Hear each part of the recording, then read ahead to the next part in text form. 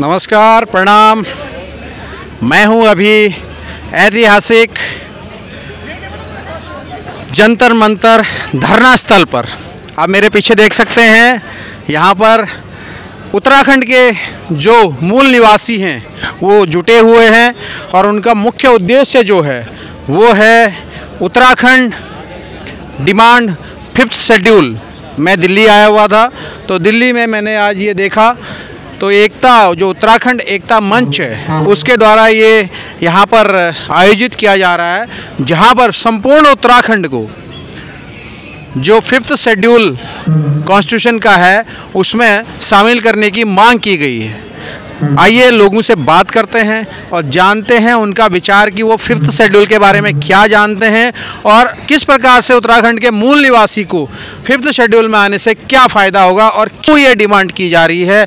भू कानून और मूल निवास के लिए अलग अलग संस्थाएं, डिमरी जी की संस्था जो है वो कार्य कर रही है, शायद वो भी यहाँ पे आए हैं। तो बहुत सारे उत्तराखंड के लोग दूर दूर से आए हैं। अभी मुझे एक चमोली से डॉक्टर साहब मिले थे, तो काफ़ी लोग यहाँ पे हैं, पूर्व सैनिक यहाँ पे आए हुए हैं और महिलाएं यहाँ पे आई हुई हैं। आइए हम उनसे बात करेंगे और उनसे जानेंगे कि क्या उनका मत है और क्यों वो यहाँ पे आना चाहते हैं। मैं भुवन सुदर्शन न्यूज़ चैनल से, जंतर मंतर, नई दिल्ली।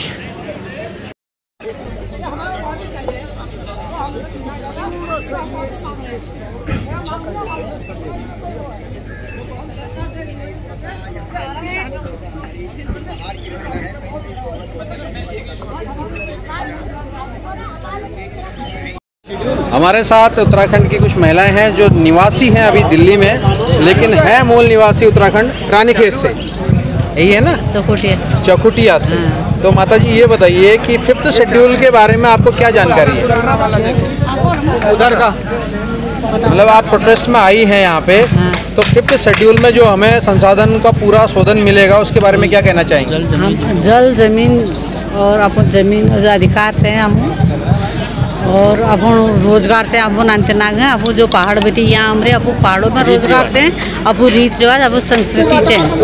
तो आप पहाड़ जाएंगी जब कभी जाना होगा तो अगर आपको सरकार कहेगी भाई गाँव को वापस आओ, खिला सरकार की लगल हम जमीन वहाँ से जो जाते रहो, वो तो जाते रहो साई। पहाड़ में घर बंजर पड़ी थी या बंद कर रहा है? हाँ, आवाज छो हमारे। अच्छा, वहाँ कोई भाई बंधु होंगे। ठीक है, बहुत बहुत धन्यवाद। कि नाम छो? शांति बिष्ट। कुछ और हमारे साथ हैं नौजवान भाई साहब। आपका नाम बताइए। गोपाल सिंह नाम है। गोपाल सिंह जी हैं, ये टिहरी गढ़वाल उत्तराखंड। भाई साहब 5th शेड्यूल क्यों जरूरी है? क्योंकि उत्तराखंड में आज जिस तरह से कई सारे जो सरकारी ज़मीनें हैं, कई सारी गवर्नमेंट की लैंड प्रॉपर्टी है, उस पर किस तरह से आज जो भूमाफिया हैं उस पर कब्जा कर रहे हैं और उत्तराखंड का जो भौगोलिक आकार है उसमें कहीं ना कहीं आज बदलाव देखने को जरूर मिल रहा है। इसलिए हमारा जो पहाड़ का जो जंगल ज़मीन का अधिकार है वो पहाड़ के नागरिकों को मिलना चाहिए और हिमाचल की तर्ज पे उत्तराखंड में भी भू कानून लागू होना चाहिए। और पूरे प्रदेश भर में इस कानून की मांग उठी, लेकिन अभी तक ये कानून जो है इम्प्लीमेंट नहीं हुआ है। जबकि इसमें कई बार दिल्ली जंतर मंतर से लेकर और देहरादून में परेड ग्राउंड में कई बार इस पर धरना प्रदर्शन में लोग बैठे हैं, लेकिन अभी तक ये कानून लागू नहीं हुआ है। और हम चाहते हैं कि जो पहाड़ का जंगल ज़मीन पर जो अधिकार हो पहाड़ का नागरिकों हो और पहाड़ की जो रोजगार के जो संसाधन है उस पर भी पहाड़ के नागरिकों का हक हो। जी धन्यवाद। अभी धामी जी ने कहा है कि वो मार्च में जो आपका अर्थव्यवस्था के ऊपर जो सत्र चलेगा उसमें वो मजबूत भू कानून लेके आएंगे। और इससे पहले मैंने एक खबर कवर की थी देहरादून में, जो मूल निवास और भू कानून समिति है उनका भूख हड़ताल था तहसील में, उसको तहसील में भूख हड़ताल नहीं करने दिया गया था।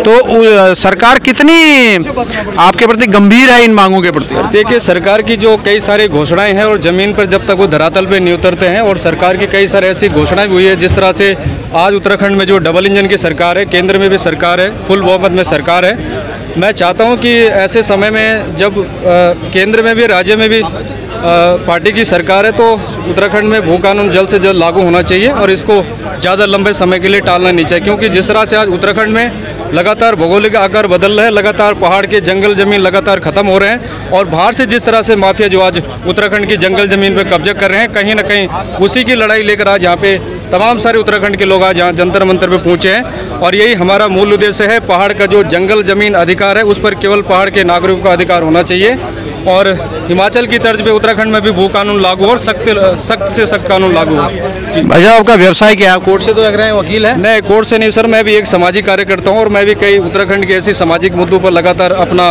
योगदान हो। कहीं आने का मुख्य मुद्दा क्या है आपका?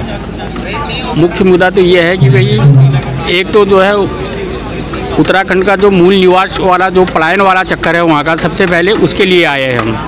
यहाँ नेता लोग तो सारे बोलते हैं और नेता ज़मीन में ही दिखाई दे रहे हैं। 12 बजे का टाइम रखा है इन्होंने अभी नेता लोगों ने।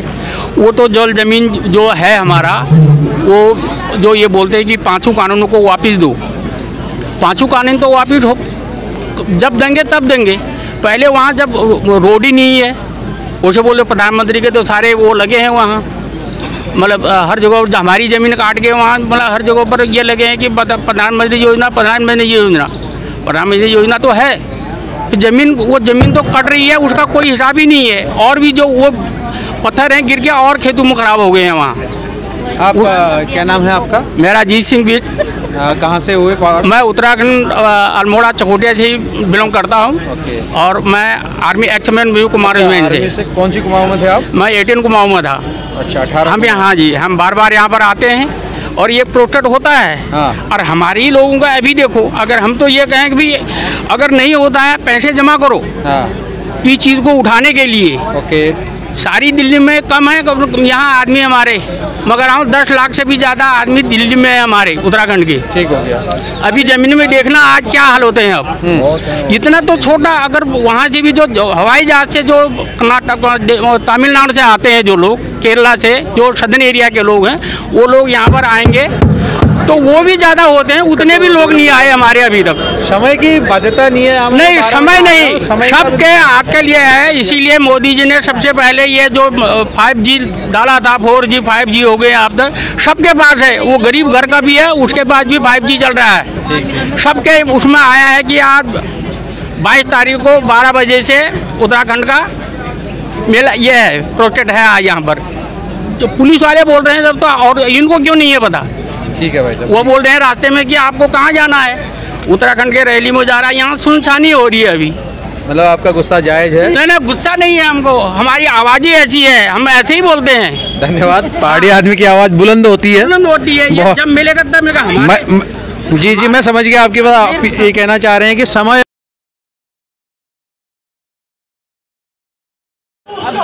मेरे साथ उत्तराखंड के 2 लोग हैं जो इस रैली में, आप देख सकते हैं रैली में वो सामान बेच रहे हैं और उत्तराखंड की टोपी है। भाई साहब, कहाँ से हैं आप? मैं उत्तराखंड रानीखेत से। अरे बोला रानीखेत उत्तराखंड से हूँ। गंगा सिंह खाती। मेरा नाम डोल सिंह खाती, मैं उत्तराखंड रानीखेत से हूँ। गंगा सिंह खाती, ग्राम Doni, post office Devlikhit, Dolakhal, post office Devlikhit, district Almora, Uttarakhand. तो ये उत्तराखंड से लेके आए हो आप या यहीं रहते हो? उत्तराखंड से लेके आए हूँ। तो आपको ये आइडिया कैसे आया कि टोपी लेके आते हैं करके? हमने अपनी संस्कृति को आगे बढ़ाना है। मैं इसके साथ में आर्टिफिशियल ज्वेलरी का भी काम करता हूँ, ग्लोबल नथ हो गए, कान के इस टाइप का भी काम करता हूँ। मेरा अभी नया काम है। मुझे आप सभी लोगों का सहयोग चाहिए और आशीर्वाद चाहिए। और तो गांव की स्थिति क्या है आपके यहाँ? स्थिति तो अभी दयनीय है सर। सारे लोग वहाँ से पलायन कर चुके हैं और गांव पूरे उत्तराखंड में क्या, हमारे यहाँ के सारे खाली हो चुके हैं, खेती बंजर हो चुकी है, कोई वहाँ पूछने वाला नहीं है। और मेरी सभी भाइयों से विनती है कि वो साल में 1 बार 2 बार कम से कम अपने गांव की ओर मतलब चलने की कोशिश करें, देखें कि हमारा उत्तराखंड कहाँ है। और जबकि पहले एक घास की तिनकी के लिए वहाँ लड़ाई होती थी, आज वहाँ घास जला रहे हैं। मैं सभी लोगों से विनती करता हूँ कि अपने घर को देखें और अपने पहाड़ के लिए अपने पहाड़ के बारे में सोचें। जो हमारे जो हमारे पूर्वज हैं अपनी धरोहर को हम संभालें, हम अपनी संस्कृति से जुड़े, यही मैं सभी लोगों से मैं विनती करता हूँ। आज हम ये जंतर मंतर पर आए हुए हैं हमारे वो उत्तराखंड के प्रोग्राम में। ऐसे आयोजन जो हैं, जो राज्य के लिए आंदोलन कर रहे हैं लोग, अलग अलग संगठनों के लोग कार्य कर रहे हैं, इनका कैसे आपके जीवन आपको लगता है कि सरकार सुनेगी आपकी बात? सर, हम तो अभी विनती कर रहे हैं उत्तराखंड के, हम जितने भी भाई लोग यहाँ पर आए हैं, हम भारत सरकार से, उत्तराखंड सरकार से विनती कर रहे हैं कि हमारी सुने। फिर मरता क्या करता वाली बात पर होगी, वो आप उत्तराखंड हमारी देवभूमि है, सब कुछ बाकी सहनशीलता भी भगवान ने हमको दे रखी है, बाकी खुद वो है।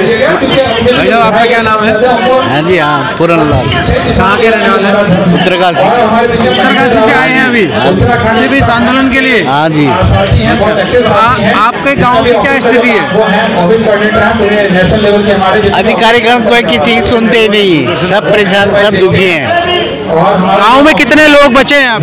हमारे है अभी थोड़ा बहुत बच्चे हैं, बाकी प्लान कर रहे हैं इधर उधर भाग रहे हैं। तो रोजगार और संसाधन क्या है आपके यहाँ? कुछ भी नहीं साधन, रोजगार कोई साधन ही नहीं। आपका नाम क्या है? मेरा नाम पूरन लाल। पूरन है। तो आप क्या चाहते हैं कि वहाँ भी ऐसे परिवर्तन हो? हाँ जी, परिवर्तन के लिए तो हम लोग आए हैं। अगर हमारे मांग सुनाई जाएगी तो बहुत अच्छी बात है, इसीलिए हम लोग आ रहे हैं। बहुत बहुत धन्यवाद भाई साहब। हमारे साथ हैं, आप नाम? हाँ, हमारे साथ हैं इस आंदोलन के जो उत्तराखंड के 5th शेड्यूल और ट्राइब स्टेटस को जो मांग रहे हैं, उनके मीडिया कोऑर्डिनेटर। बताइए, अपना परिचय बताइए। मेरा नाम सुभाष भट्ट है। बेसिकली हमारा रुद्रप्रयाग डिस्ट्रिक्ट है और यहाँ दिल्ली एनसीआर में हमने उत्तराखंड एकता मंच के माध्यम से 5th schedule and tribe status के लिए हम अपने डिमांड रख रहे हैं सरकार से कि उत्तराखंड में ये लागू हो। ट्राइब स्टेटस अगर हमारे को वहाँ पे लागू होता है तो भू कानून से लेकर सारी सुविधाएं ऑटोमेटिकली उसमें ऐड हो जाती हैं, चाहे वो मूल निवास का मुद्दा हो और वहाँ के रोज़गार, पलायन, जल, ज़मीन, जंगल, सारे राइट्स जो है हमें ट्राइब स्टेटस मिलने के बाद मिल जाएंगे। ये हम लोगों की डिमांड है और ये हम सरकार तक अपना संदेश पहुंचाना चाहते हैं इस आंदोलन के तहत। जी भट्ट जी, ये बताइए कि 1972 तक हमारा जो शेड्यूल था वो लागू था। मैं कागजों में पढ़ रहा था, लेकिन 1972 में इसको छीन लिया गया। क्यों छीना गया, उसके ऊपर प्रकाश डालना चाहेंगे? ये दुर्भाग्यपूर्ण है, हमारे उत्तराखंड के लिए जो है बहुत ही दुर्भाग्यपूर्ण विषय है कि इस तरह से हमारे साथ जाती हुई है। और वहाँ पे जैसे अभी कुछ एरिया है हमारा जो कि जौनसार एरिया में है, जहाँ पे ट्राइब स्टेटस का दर्जा है, तो हमारे कुमाऊँ क्षेत्र हो या गढ़वाल क्षेत्र हो, वहाँ के लिए कहीं ना कहीं ये दुर्भाग्यपूर्ण विषय रहा है। और इसी के लिए हम आज मांग कर रहे हैं सरकार से कि इसमें बदलाव करके और वहाँ पे 5th शेड्यूल लागू किया जाए, ये हमारा कहना है। आज जो उत्तराखंड के अंदर है, बाहरी लोगों का बहुत ज़्यादा अतिक्रमण हो गया है और लोग जो है सरकारी सेवाओं के साथ साथ राजनीतिक क्षेत्र में भी बहुत आगे चले गए हैं। तो उसको कैसे रोकेंगे आप, क्योंकि सरकारी और राजनीतिक दोनों जो क्षेत्र हैं बाहरी लोगों के हाथ में हैं? बिल्कुल, कुछ हद तक ऐसे देखने को मिलता है। हम तो ये चाहते हैं कि अपने लोगों का वहाँ पे अधिकार हो, उत्तराखंड के लोगों के लिए ही वहाँ पे जो भी सुविधाएं सरकार दे रही हैं वो अपने लोगों के लिए हो और बाहरी लोगों का वर्चस्व ख़त्म हो। उसके लिए हमें सबको मिलकर लड़ना होगा।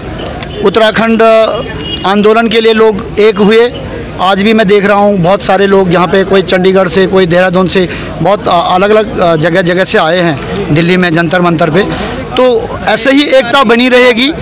तो जैसे उत्तराखंड आंदोलन में लोग एकजुट एकमुठ होकर लड़े, उत्तराखंड अलग राज्य हुआ, ऐसे ही हमें 5th शेड्यूल के लिए भी एक मुहिम को एकजुट एकमुठ होकर के लड़ना होगा और डेफिनेटली हमें सफलता मिलेगी, ऐसा मैं उम्मीद करता हूँ।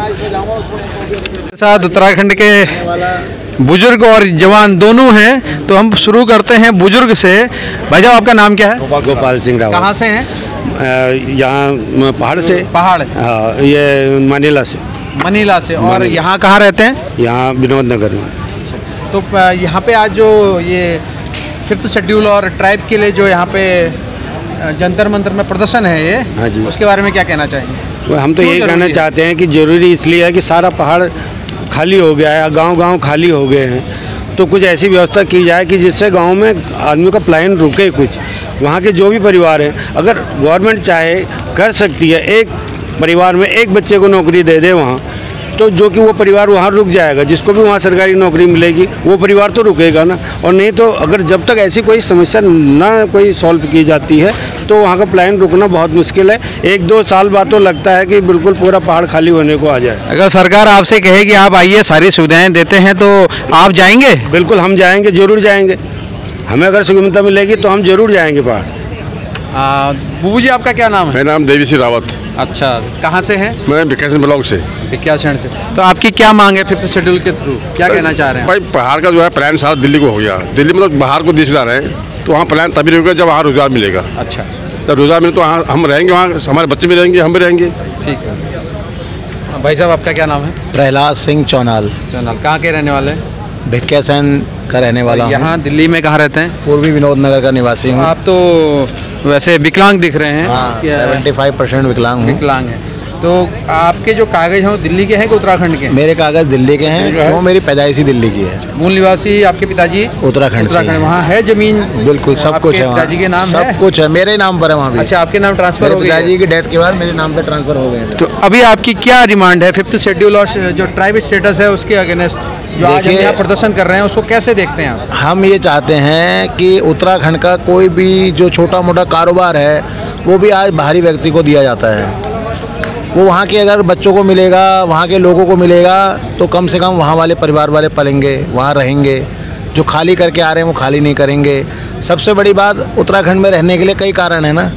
अब आप कहीं रहते हो तो वहाँ आपको स्वास्थ्य सुविधा भी चाहिए, सड़क का साधन भी चाहिए, रोड भी चाहिए, स्कूल की शिक्षा चाहिए। उत्तराखंड की डिमांड करी, आज एक उत्तराखंड अलग राज्य बना दिया। यूपी से मांग लिया, उत्तराखंड राज्य बना दिया। लेकिन क्या वहाँ पूरा विकास हुआ? क्या वहाँ के बच्चों को कोई शिक्षा मिली? क्या वहाँ गांव-गांव में मजबूत स्कूल है?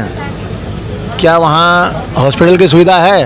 अगर आज एक छोटी सी भी रात को किसी को बीमारी हो जाती है ना, तो 4 बंदे कंधे में उठाने के लिए नहीं है वहाँ लोग। क्या उसे इलाज मिल पाता है? उसे दिल्ली लाना पड़ता है। क्यों लाना पड़ता है भाई? जब एक राज्य बना दिया, वहाँ का मजबूत मुख्यमंत्री है, तो वहाँ पर हॉस्पिटल की सुविधा क्यों नहीं दी जा रही किसी को? वहाँ पर रोड की सुविधा क्यों नहीं दी जा रही?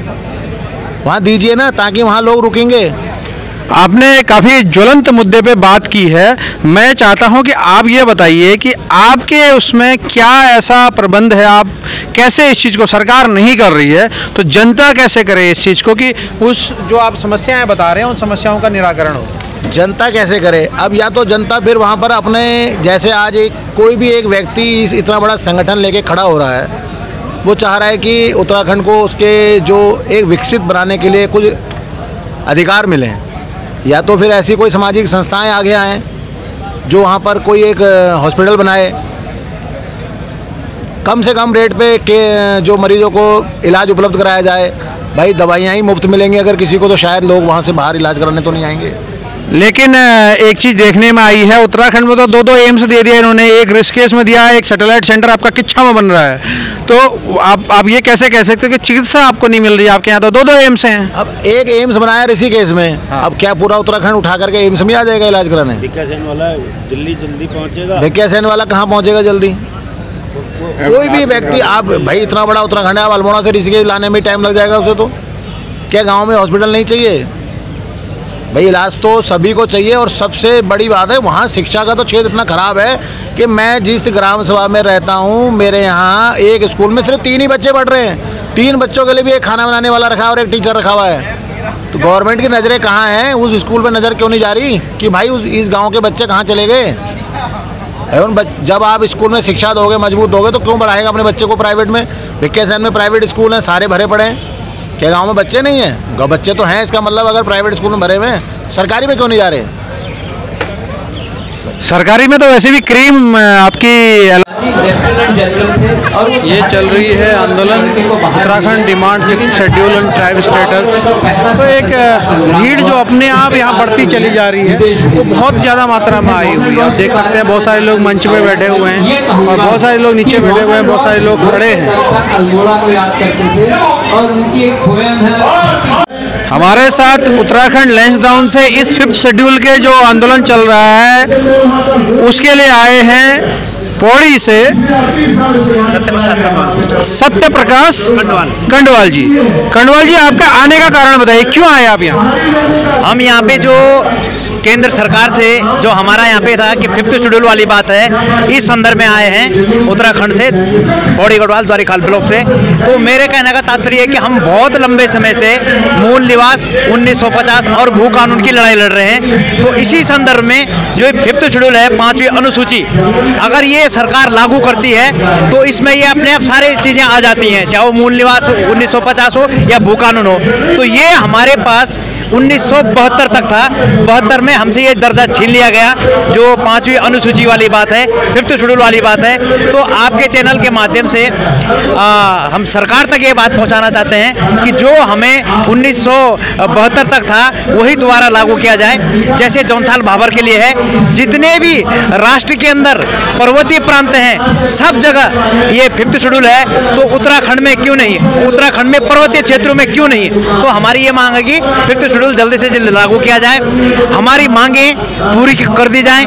और यहाँ से उत्तराखंड से यहाँ पे जंतर मंतर पे तमाम पर्वतीय क्षेत्रों से लोग यहाँ पे आ रखे हैं, और दिल्ली से भी जो दिल्ली में पर्वतीय मूल के लोग रह रहे हैं वो भी यहाँ पे धीरे धीरे आ रहे हैं और काफ़ी संख्या में भीड़ है। सब लोगों का एक ही मांग है कि हमारी मांग पूरी की जाए। फिफ्थ शेड्यूल जो 5वीं अनुसूची है हमें पहले के जो पहले 72 तक था वही दिया जाए।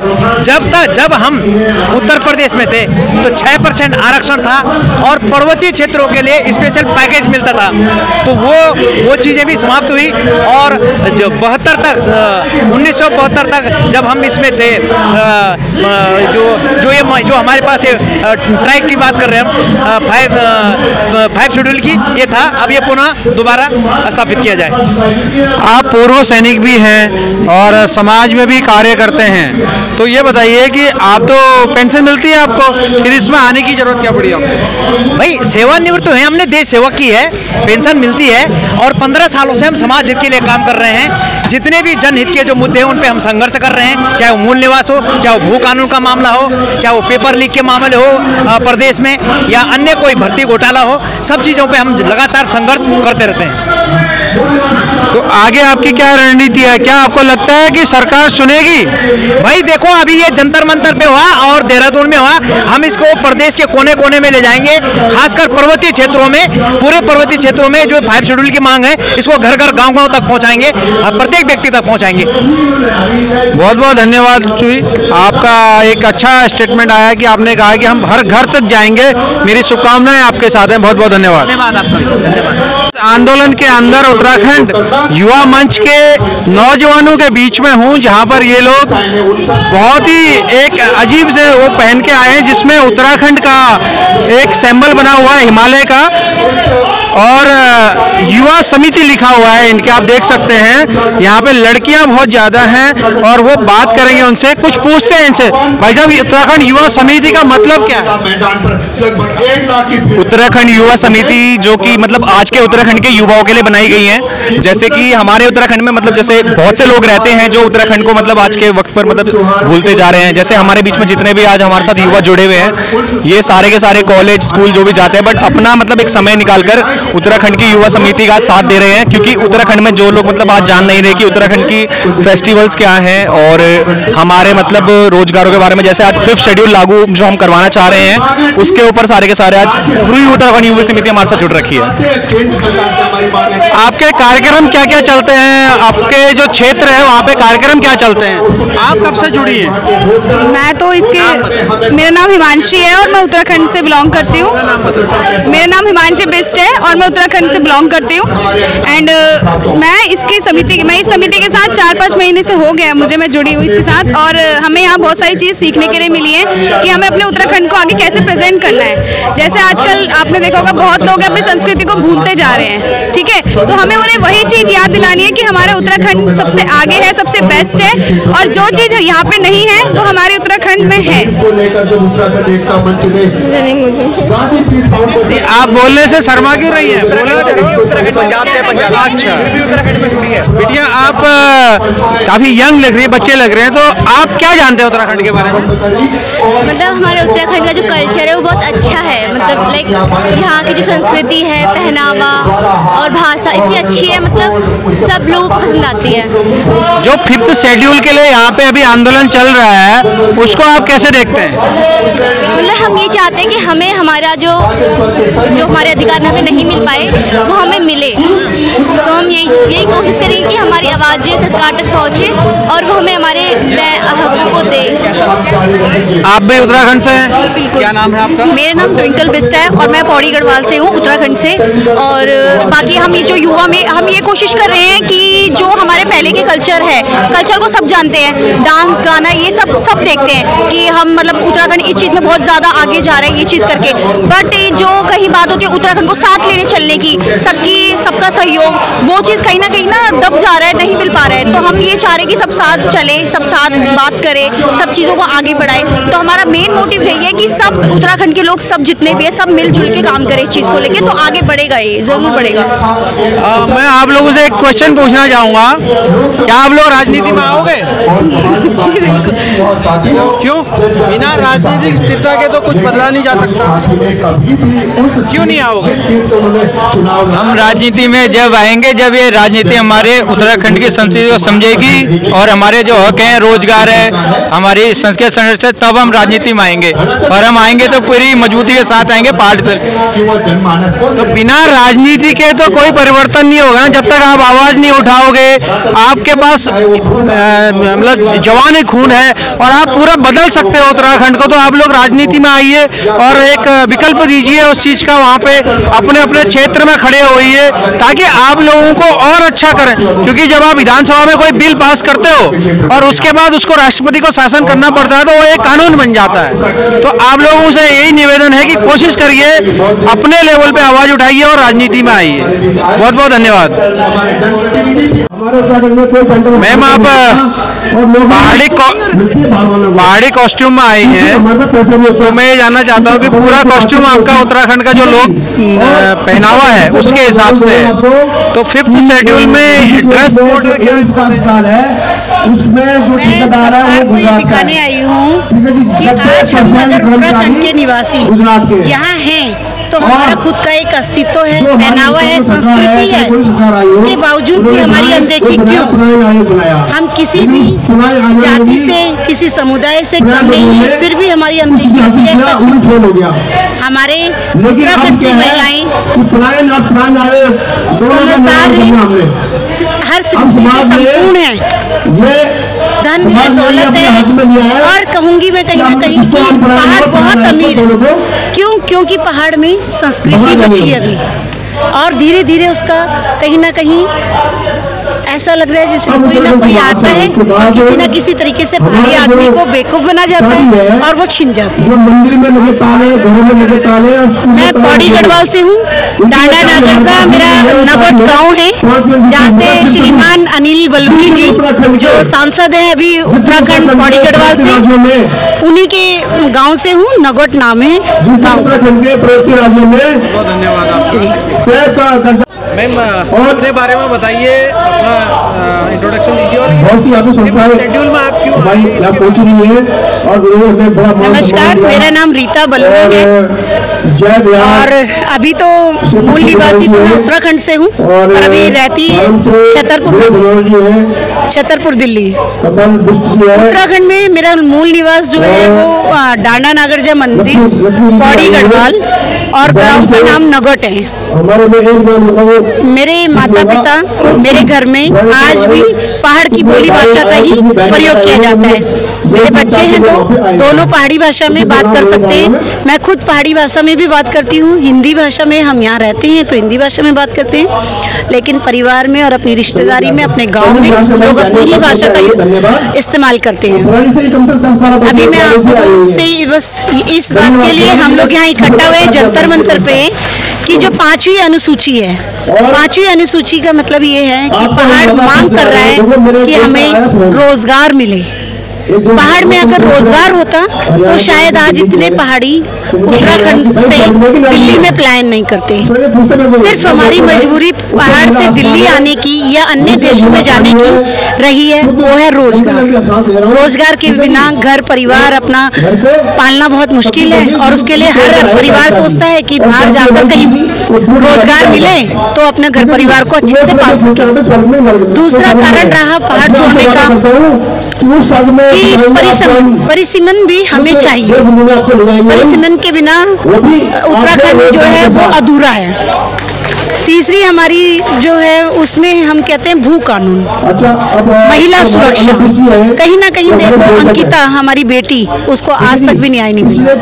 बहुत सी कैंडलें जली, बहुत सी मशालें जली, बहुत से धरने हुए, बहुत से प्रदर्शन हुए, बहुत सारी राजनीतिक पार्टियों ने हमारी बेटी के साथ में सिर्फ और सिर्फ इंसाफ दिलाने का खेल खेला, पर आज तक अंकिता बेटी को इंसाफ नहीं मिला।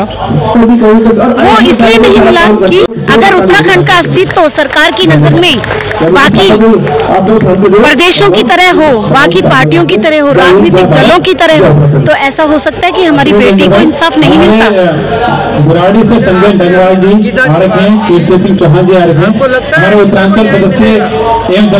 मुझे लगता है एक उत्तराखंड एकता मंच जिस तरीके से प्रयास कर रहा है, आज इतने लोगों को एकत्रित करके, इतने उत्तराखंड की संख्या है, आप पीछे का नजारा जरूर दिखाएं। यहाँ मुझे लगता है कि हजारों की संख्या में संख्या है और अभी तो ये छोटा सा प्रयास है, छोटी सी झांकी है और पिक्चर अभी बाकी है। उत्तराखंड एकता मंच ने सिर्फ अभी जिसे कहते हैं पहला प्रयास किया है और इसके बाद अब निरंतर प्रयास होते रहेंगे और एक दिन मुझे लगता है कि अंकिता जैसी बेटियों को उत्तराखंड एकता मंच और हमारा उत्तराखंड समाज जरूर न्याय दिलाएगा। ऐसी मेरी सोच, ऐसी मेरी राधा रानी से प्रार्थना है। हमारे बीच में चौहान जी, मैं चाहूंगा कि वो अपना मनमोहन गोसाई जी से निवेदन करूंगा कि हमारे बीच में खड़े होने के लिए जितने भी साथी खड़े होकर कार्यक्रम देखना चाहते हैं उनके लिए हमने यहाँ सीधे हाथ में व्यवस्था कर रखी है और उल्टे हाथ में व्यवस्था कर रखी है। सामने की जो हमने कारपेट है वो हमने बैठने के लिए बिठा रखा है, तो क्योंकि बहुत सारे अभी लोग आगे भारत माता की, भारत माता की। हम तो भारत का भाल है, इसलिए हम भारत माता की जय कहते हैं और भारत के सबूत हैं, इसलिए भारत की रक्षा। जंतर मंतर धरना स्थल से बाहर पे हूँ। यहाँ पे मुझे उत्तराखंड के काफ़ी लोग अब जो जा रहे हैं उनसे मिले हैं। मैंने उनसे पूछा कि भाई आंदोलन अंदर चल रहा है, आप बाहर क्या कर रहे हो? तो उन्होंने बोला हम 12 बजे से आए हुए हैं, हमारे साथ में माताजी भी हैं और सभी लोग यहाँ पे खड़े हैं। तो भाई साहब कैसा लगा आपको? जागरूकता मिली, पता चला कि इस 5th शेड्यूल क्या है? तो मेरी आपसे ये गुजारिश है कि आप लोग अपने अपने सोशल मीडिया में ये जो 5th शेड्यूल है, भू कानून है और मूल निवास है, उसके लिए आवाज़ उठाते रहिए। अपने बच्चों को बताइए कि हमको भू कानून और मूल निवास 5th शेड्यूल क्यों ज़रूरी है, इसलिए ज़रूरी है, नेचुरल बताएंगे। तो उससे क्या होगा कि हम लोगों को जानकारी पता चलेगी आप लोगों से। नई जनरेशन को पता होना चाहिए कि हमारे जो है हमारे मूल राइट्स क्या है, हमारे अधिकार क्या है, ये इसके लिए हम जागरूक करेंगे। बहुत बहुत धन्यवाद। जय हिंद, जय भारत, जय उत्तराखंड। ये वही जगह है जहाँ पर अन्ना हजारे ने बहुत बड़ा आंदोलन किया था और यहाँ से एक बहुत बड़ी राजनीतिक पार्टी निकली है। आज यहाँ पे अलग अलग संगठनों का यहाँ पर जो धरना प्रदर्शन था वो चल रहा है और सबसे बड़ी बात यह है कि यहाँ पर जो उत्तराखंड की जो एकता मंच है उसने भी अपना बहुत अच्छा धरना और आंदोलन दिया है। अच्छी खासी संख्या में लोग यहाँ पे आए हैं, बात सुन रहे हैं, लोगों की अपनी बात रख रहे हैं। आप वीडियो में देख सकते हैं बहुत सारे लोगों ने अपना अपना व्यूज रखा हुआ है। यहाँ पे पुलिस और प्रशासन की बहुत अच्छी व्यवस्था है। मैक्सिमम जो संरचना है वो यहाँ पर जो है पैरामिलिट्री फोर्सेज जो है बहुत भारी मात्रा में यहाँ पे खड़ी हैं और अलग अलग लोग अपने अपने बयान दे रहे हैं। तो मैं भुवन सुदर्शन न्यूज के लिए जंतर मंतर धरना स्थल से बहुत बहुत धन्यवाद। जय हिंद, जय भारत, जय उत्तराखंड।